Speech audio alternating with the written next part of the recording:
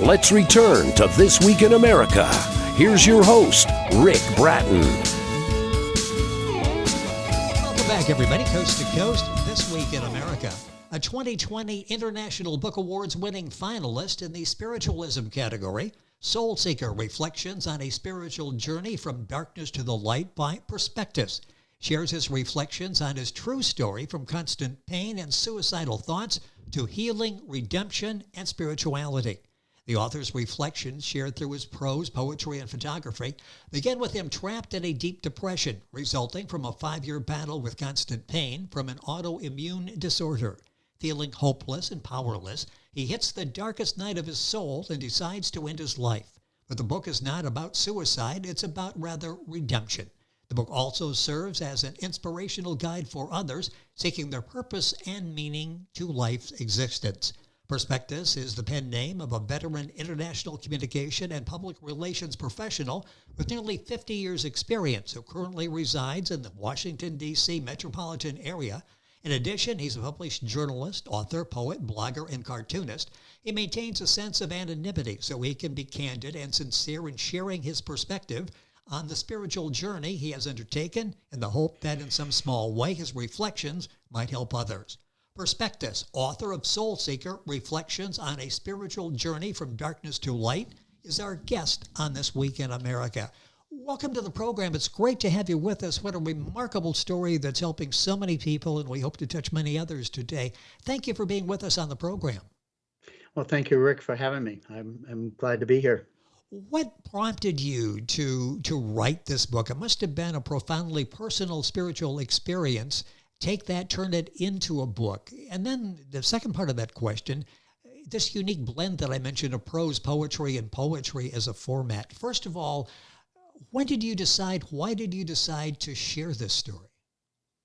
Well, it's an interesting thing because at first it was not, I wasn't, this was not intended to be a book. It wasn't intended to be a spiritual experience. It was just, I was seeking an answer to the health problem that I was experiencing. What was frustrating was that I had this 5 years of this autoimmune disorder. And like most autoimmune disorders, it's an invisible disease, and it's very frustrating because you look fine on the outside, but on the inside, you're suffering and you have pain. I had constant pain 24/7, and it was for a period of 5 years going on 6. And I was 66 years old at this point where I was extremely frustrated. I was kind of forced into retirement at this point. I had my own business, but I kind of closed it up because of the pain. I had reached a point where I was just trying to medicate myself. I had medications from the doctors. Finally, they diagnosed it as what it was, and I had symptoms of 4 autoimmune diseases, but I wasn't getting any relief. And so I began to over-medicate. I began to find any solution I could. I began to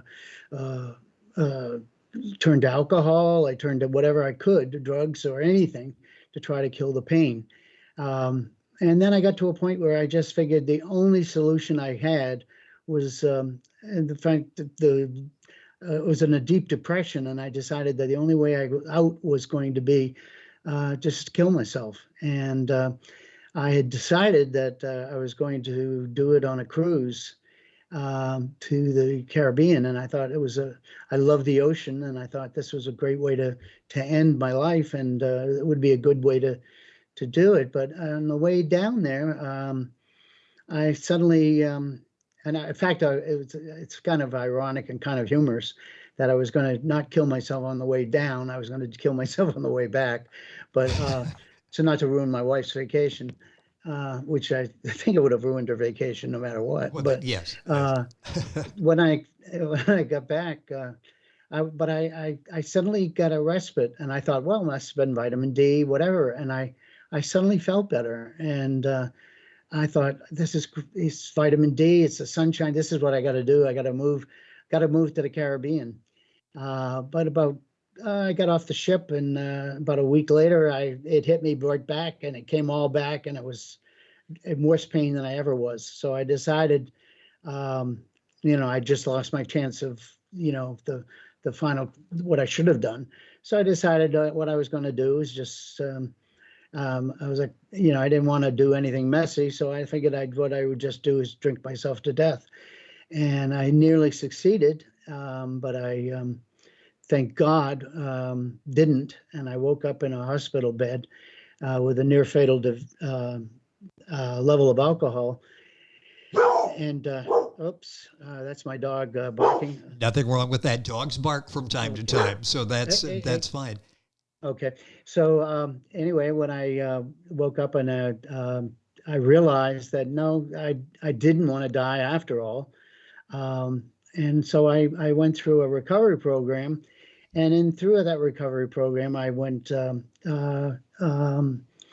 through some Eastern medicines, techniques of acupuncture Yes. and mind-body energy work, all sorts of different things. And I went through all sorts of things, and I learned meditation, and meditation was a very important part of it. But I also learned the power of prayer, and that was very important to me. And but in one of the sessions that I had, I was doing acupuncture and mind-body energy work, and where your chakras are aligned and all. And I had a visionary experience where I had an out-of-body experience, and it shook me up to a point where I go into detail in the book about what happened. And when I came out of it, I asked the people in the room, was I asleep? Was that a dream? Was it a hallucination? What went on?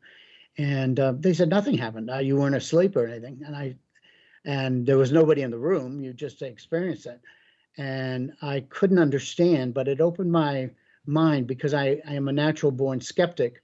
And so I said, well, I have to understand what. It opened my mind to something that maybe there's something out there bigger than what I think, because I left my belief in God behind, because when I went through this depression, I felt God wouldn't let anybody go through something like that. And so I suddenly started researching religions, philosophies, different New Age, all sorts of things. And I started to discover this. And so what I started to do was start to look at this and start to reflect on this. And I began to, I had created a Facebook page, and I started to put out photography that I hadn't been taking photos in decades, and I hadn't done poetry in decades, and suddenly I'm actually writing poetry again, which I hadn't done in years. The other factor that was interesting was I used to be an artist, and I could no longer draw, and I was a cartoonist and I couldn't draw, but suddenly the powers were coming back to me that I could draw again. And so I began drawing and things. And so anyway, as I started doing this Facebook page, I started to share my poetry, and I started to share my photography and my views of what was going on in my with me, and what I discovered as I went along. And soon enough, I had like 10,000 followers on Facebook. Amazing. And people were relating to me. And as I went along, I found that I had periods of synchronicity. People were coming into my life that that suddenly were sharing the same views with me, that things were happening that were it wasn't just sheer coincidence, it was synchronicity. So as I developed, I suddenly realized that there were people out there that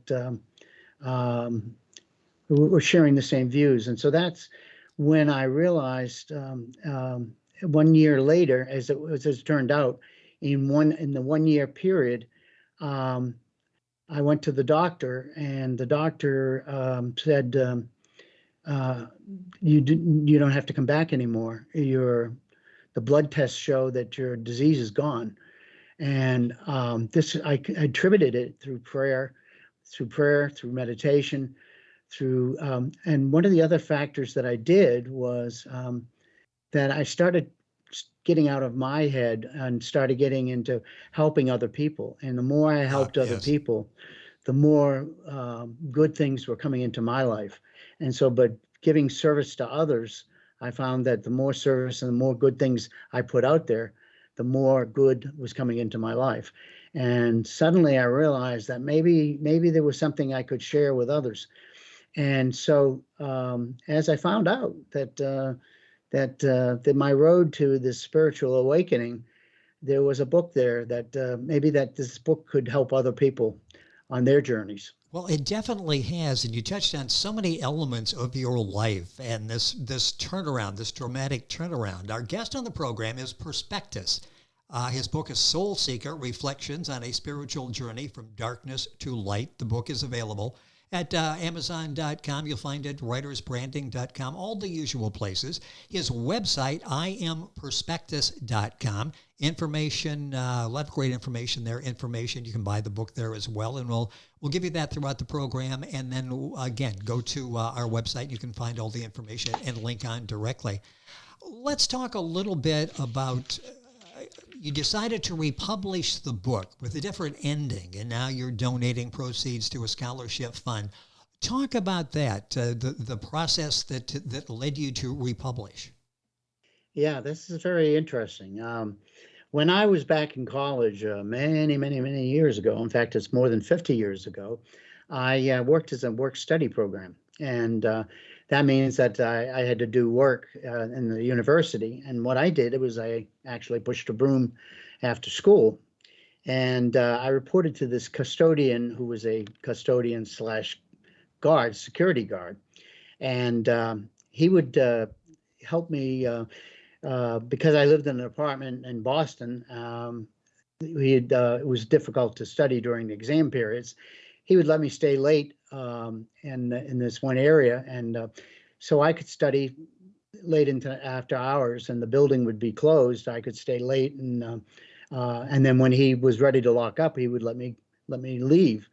Well, it turns out that one night, when he was leaving, he told me, it's time to leave, and usually I would walk out with him, and we'd walk out together. But this particular evening, he went up, walked out on the floor where the chemistry lab was, and I walked out on another floor. And I went home and didn't think anything of it. But the next morning, I heard that he had been murdered, and turned out that there was someone who was stealing exams in the lab, and he confronted him, and this particular student threw acid in his face and then beat him to death. And it was a savage murder. And then he dragged him down and hid the body by the boiler room.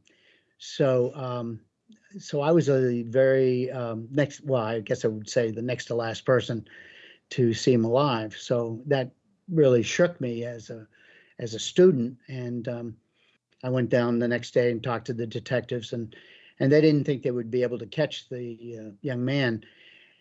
And as it turned out, 6 months later, he committed another brutal murder in Texas. Turned out that he was going to graduate school, and stole another keys for exams, and but this time he got caught. And so at that point, I realized, I said to myself, well, in Texas, he's been caught. Well, he's probably either going to be electrocuted or hung. But that's, I closed the case in my mind. Yes. And didn't think about it for another 50 years.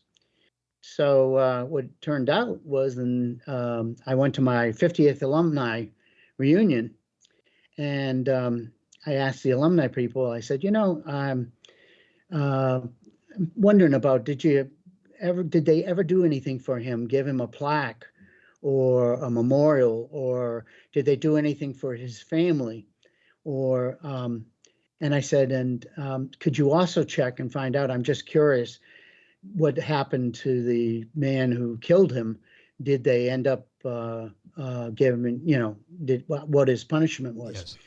Well, they got back to me and they said, sadly, they never did give him a memorial or even a plaque, and I don't think his family got anything. And I said, oh, that's sad. I'd like to do something. And then the second part of it was, they said, you're not going to like this either. And I said, oh, what is it? And they said, well, he got 40 years in the for the murder, and he got out after 15 years. So he was set free on good behavior. And they said, we don't know what happened to him after that. And so I thought, how do you get out for killing two people and brutally? Yes.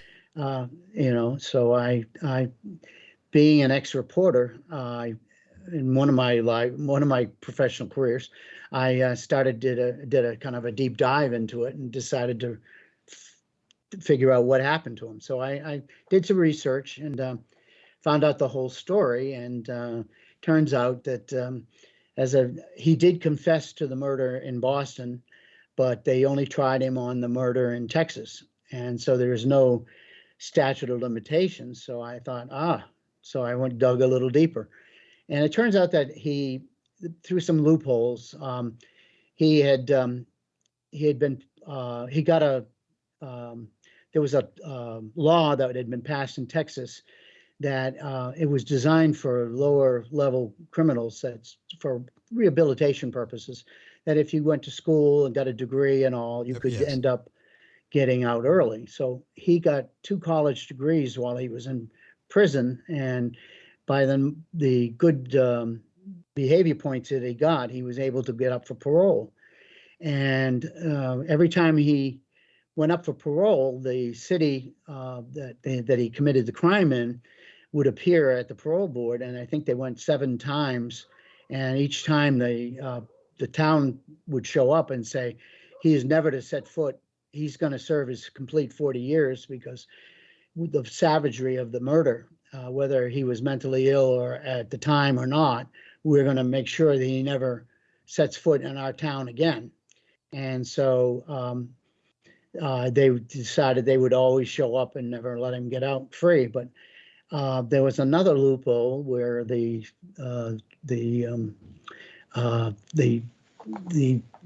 parole board commissioners, former parole board commissioners, could be hired as parole board advisors.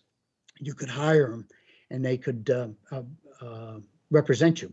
Yes. So apparently, I say apparently because I don't know for sure, but apparently the parole board, former parole board commissioner went and said, the town, has suffered enough, and we don't think we need to have them come to the next hearing. And so they weren't invited, and he got his parole. Amazing. And he never had a probation. He never had parole. And not only that, he got to leave Texas and come back to Massachusetts, and he got to live 20 minutes away from his home, and 20 minutes away from the scene where he killed my boss. So this sent me into a real deep darkness. Yes. A different kind of darkness that I was in then at the time. But it was the darkness of revenge and saying to myself, I want to see this man go back to jail. And as it turns out, Martin Luther King says, his expression is, I think I've got it, darkness does not, let me get the exact quote, because I think it's a great quote. Well, it is. It says, darkness cannot drive out darkness, only light can do that. Hate cannot drive out hate, only love can do that. So what it turned out was, I looked at the consequences of my actions, and that by putting a 78-year-old man back on trial, I would be putting his family in that they did no harm, yes, back into dark. It'd be creating darkness for them, as well as my boss's family.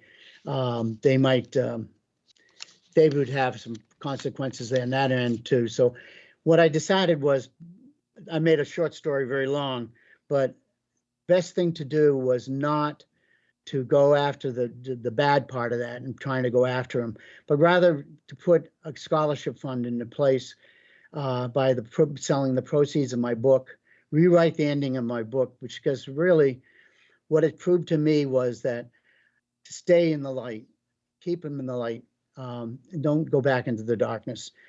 This way, doing something good for him is the way to do it. And by keeping this, his name will always be associated with goodness, because it'll be helping more poor, unfortunate people, poor, unfortunate students from Yes.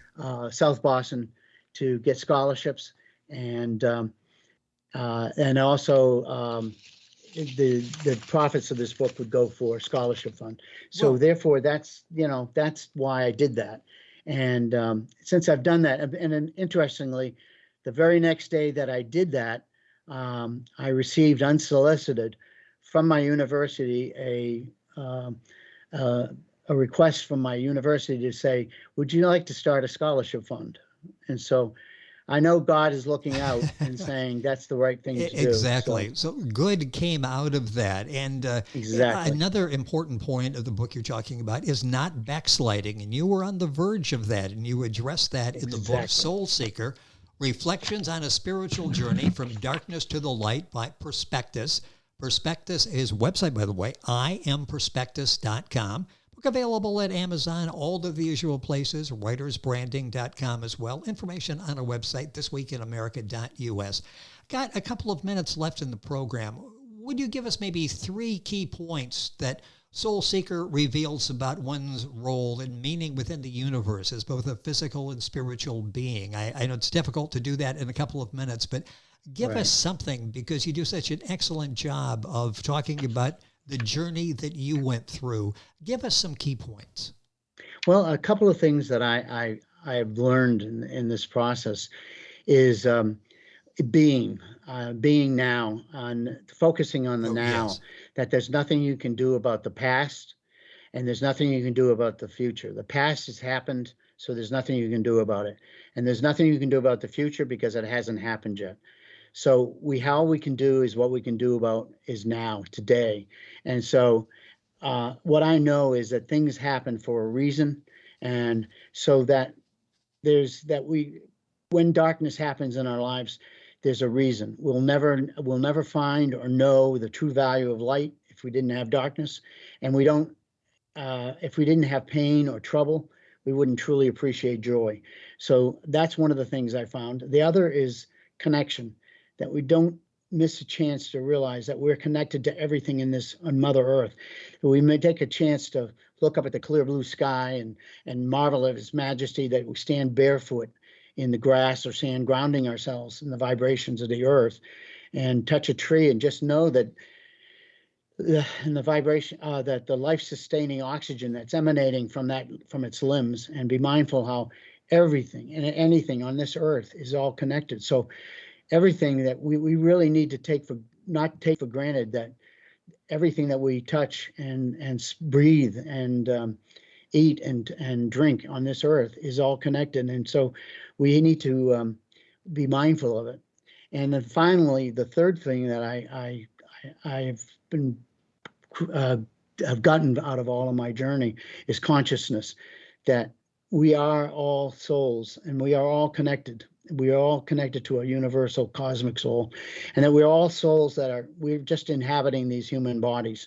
And if we're to evolve and ascend, our souls need to nurture, especially nurture the light of love, resonate with the frequencies of trust, respect, and compassion for others, and to grow with knowledge gained from the unknown realms of the love of cosmos, and in truth there is love.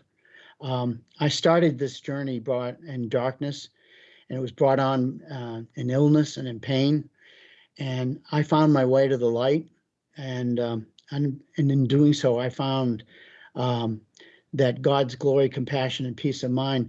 But I also found it that by helping others, I've helped myself, and that I think that's the key. Well, and you do it in such a remarkable way. Clear language, it's easy to read, the wisdom you share, well-explained concepts. You mentioned you were a skeptic. So many people are skeptical, and you go through that. You went through that. You take us by the hand and walk us through that as a skeptic going through this out on the other side. It's such a remarkable job you've done in the book, Soul Seeker, Reflections on a Spiritual Journey from Darkness to the Light by Perspectus. You'll find the book at Amazon, Barnes & Noble, the usual places, writersbranding.com, and on his website, imperspectus.com. If you go to our website, you can link on directly to all of those and get information. It's been a pleasure having you on the program. Thank you so much for joining us. So much more we could talk about, but we've covered the surface, and hopefully we can do this again. Thank you for being with us on the program. Thank you, Rick. Thank you so much. It has been our pleasure. Soul Seeker is the name of the book. Perspectus, the author. Information on our website, thisweekinamerica.us. We're back on today's program after these messages. This Week in America is online. You can visit our website, thisweekinamerica.us. Scott Pinkerton, associate producer of This Week in America. Jay Anderson, segment producer. Ben Watson, webmaster. Otto Bechet, director of engineering and TV production. This Week in America produced and is a trademark of Blue Funk Broadcasting, LLC. For information on all of our guests and to listen to this week's show, our website again at thisweekinamerica.us. And I'm Sean Bratton, executive producer of This Week in America.